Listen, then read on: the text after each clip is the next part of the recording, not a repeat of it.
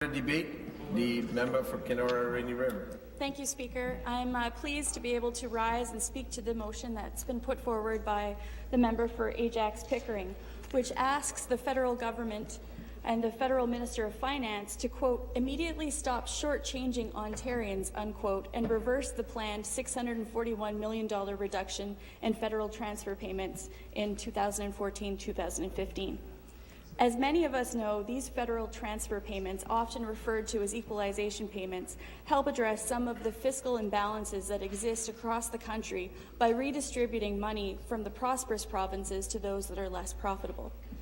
First, I need to state that, let's face it, Ontario could probably really use this money, and it's certainly a lot easier to deal with the considerable financial challenges that we have in this province with more money.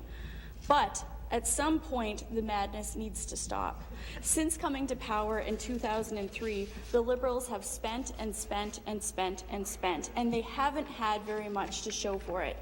Sure, they have a long list of scandals such as e-health, Orange, the gas plants, exorbitant executive salaries, and other boondoggles to show for their time in office. But at a time when the people of this province are struggling just to keep afloat, to pay their hydro bills and have some money left over to put some groceries on the table, significant infrastructure renewal challenges for municipalities and First Nation communities that lack basic essential services such as clean drinking water, safe and healthy homes, and sufficient electricity, the Liberals have a blank sheet of successes. They have nothing to show for it. Not only that, but the economic outlook of this province has turned almost bleak.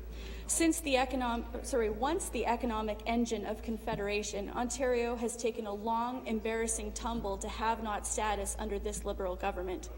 It needs to be stated that prior to 2009-2010, Ontario wasn't even receiving equalization payments. It's only under the Liberals that Ontario has become a have-not province. It's a sorry fact that this Liberal government, in its 10 years in office, managed to nearly double the debt that Ontario had incurred since Confederation. And the Minister of Infrastructure may do well to listen to this statistic because it bears repeating. In 10 years, this group of Liberals has doubled the debt that it took Ontario 136 years to accumulate.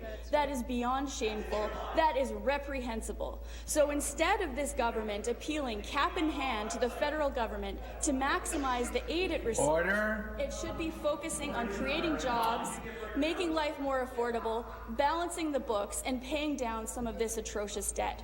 Instead of relying on equalization payments from the federal government, why are the Liberals not focusing on strengthening Ontario's economy? Are they not confident that they can lead us out of this financial disparity? No. Why are they expecting us to remain a have-not province? Where is their plan? Or are the Liberals simply relying on these equalization payments to help ease the pain of their astounding debt load and the mismanagement of so many wasted tax dollars?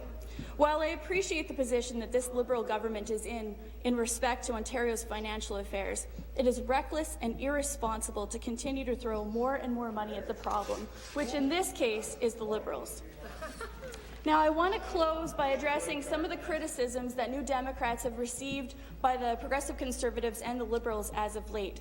There seems to be some confusion on the part of the PCs and the Liberals about the values that New Democrats hold and have held with respect to fiscal management.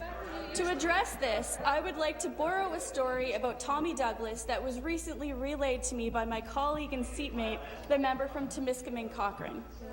Tommy Douglas, the first federal leader of the NDP and Canada's greatest Canadian, was known for many accomplishments. Most notably, he was known for bringing Medicare to first his home province and then the country. But before that, he electrified rural Saskatchewan. But one thing that he is little known for, or that is often overlooked, is that Tommy Douglas, what he did before all of this was he balanced the books.